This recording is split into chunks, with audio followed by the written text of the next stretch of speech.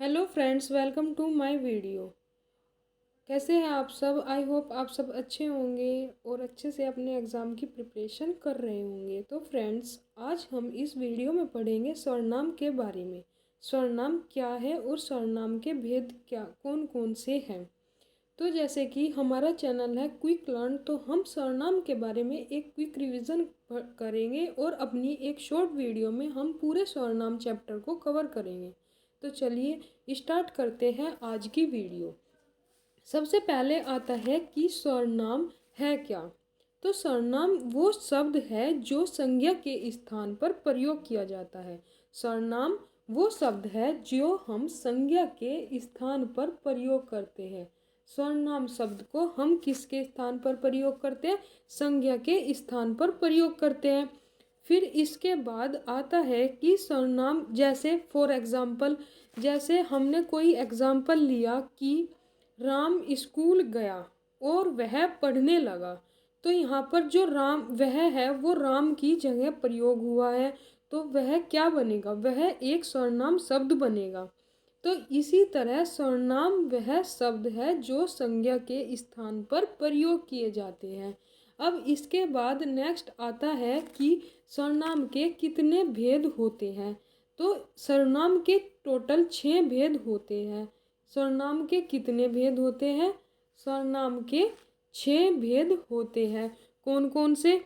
पुरुषवाचक सर्वनाम, निजवाचक सर्वनाम, निश्चयवाचक सर्वनाम, अनिश्चयवाचक, संबंधवाचक और प्रश्नवाचक।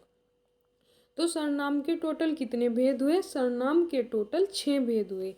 कितनी तरीके के सर्वनाम होते हैं? 6 तरीके के। जो पुरुषवाचक सर्वनाम है वो वह शब्द होता है, वह सर्वनाम शब्द होता है जो पुरुषों, मतलब कि पुरुषों या स्त्री के नाम के बदले प्रयोग किया जाता है। वह किस में आता है?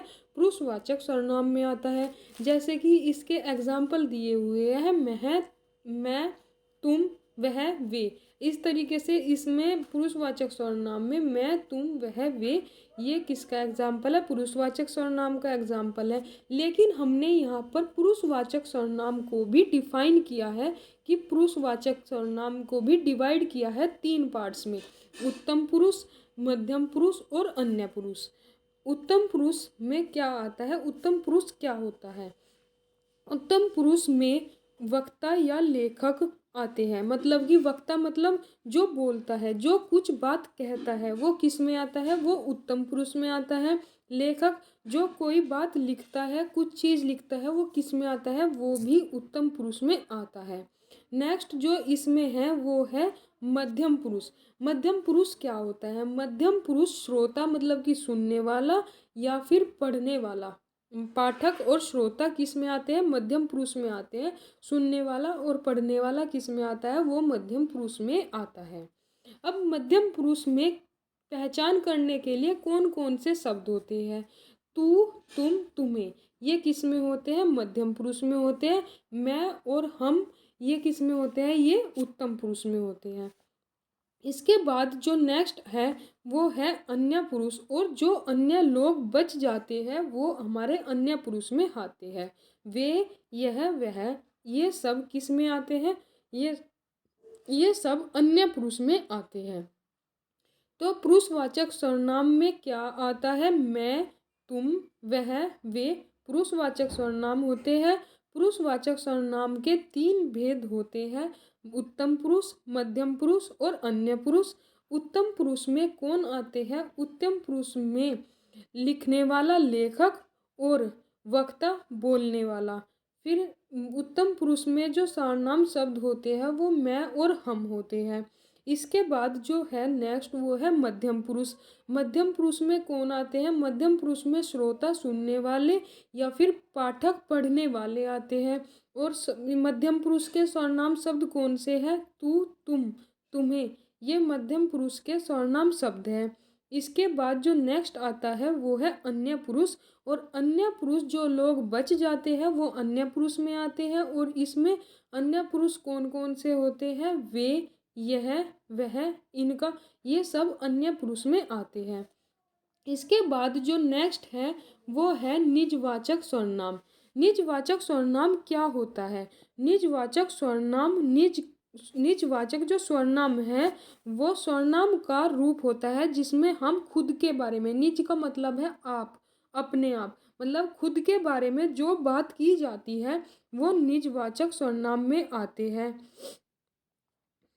किंतु जैसे अब आप जो है, आप किस में आता है, अन्य पुरुष में भी आप आता है, लेकिन जो निजवाचक सर्वनाम है उसमें जो आप का प्रयोग है वो उस अन्य पुरुष से बिल्कुल अलग होता है।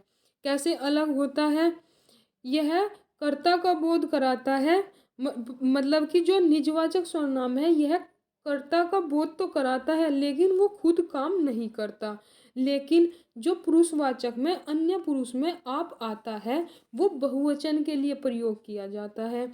और जो निजवाचक में आप आता है ये आप कर्ता का काम करता है, लेकिन कर्ता के लिए प्रयोग किया जाता है लेकिन ये खुद कार्य नहीं करता।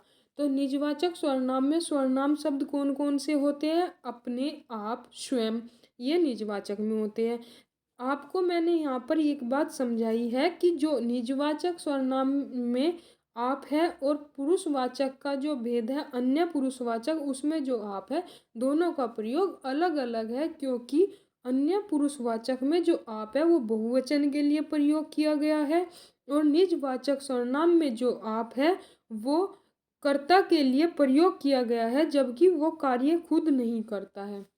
इसके बाद जो अगला सर्वनाम है वो है निश्चयवाचक सर्वनाम।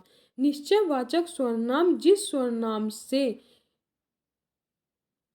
सर्वनाम से किसी की भी वस्तु को पास रखा गया हो या दूर, मतलब कि वस्तु को पक्का पता है कि हाँ ये वस्तु है, इसका हमें निश्चय है कि हाँ ये वस्तु या फिर ये काम हो सकता है और ये काम जरूर हो सकता है, उसका तुम्हें निश्चय है, तो वहाँ पर निश्चयवाचक सर्वनाम का प्रयोग किया जाता है। जैसे यह है, वह, उसे, ये किसकी पहचान कराते हैं?